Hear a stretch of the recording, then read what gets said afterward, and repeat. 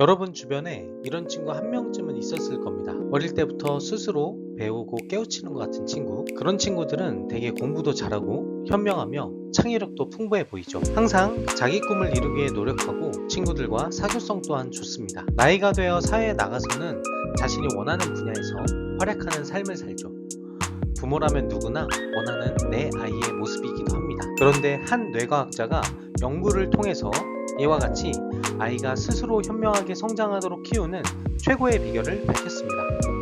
그 과학자는 바로 다키 야스유키인데요. 야스유키는 일본 도호쿠 대학교 가령의학연구소의 교수입니다. MRI를 이용하여 뇌발달과 노화 메커니즘을 밝히는 연구자로 활약해왔습니다. 지금까지 판독하고 해석한 뇌 MRI가 무려 16만 명에 달하는데요. 그는 뇌 MRI 영상자료, 성적, 지능지수, 유전, 환경, 생활습관에 관한 모든 데이터를 장기간에 걸쳐 수집하고 분석하였고 마침내 현명하고 똑똑한 뇌의 특징을 밝혀냈습니다. 결론부터 얘기하면 그 비결은 바로 호기심을 키워주는 것입니다. 먼저 뇌의 성장을 도로 건설에 비유해 설명해보면 크게 세 가지 단계를 거칩니다. 처음에는 무조건 도로를 많이 건설하고요.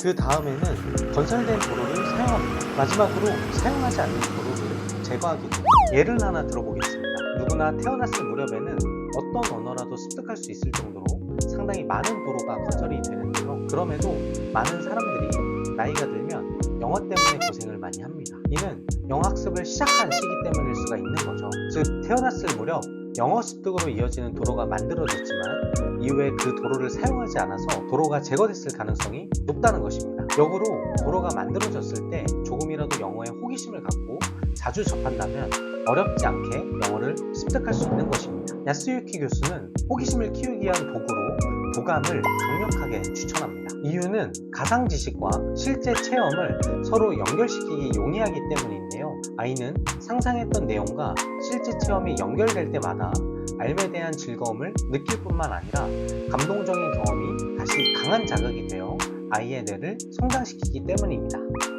예를 들어 아이가 동물도감에서 봤던 호랑이를 실제 동물원에서 만났을 때 아이의 뇌는 더 강한 자극을 받게 되고 이는 아이의 호기심과 뇌를 더 성장시킨다는 것이죠. 이렇듯 야스유키 교수는 단순히 도감만 읽으면 된다고 얘기하는 것이 아니라 가상 지식과 실제 경험이 연결될 수 있는 환경을 제공하는 부모의 역할을 강조하고 있습니다. 그런 환경에서 아이의 호기심은 계속 강해지고 삶의 즐거움을 느끼게 된 아이가 자발적으로 뇌에 새로운 도로를 만들고 사용해서 뇌 발달이 잘 되는 선순환의 고리가 만들어진다는 것이죠. 특히 아이들은 일반적으로 스스로 좋아하는 것과 싫어하는 것을 3살에서 4살 무렵부터 스스로 판단하게 되는데요.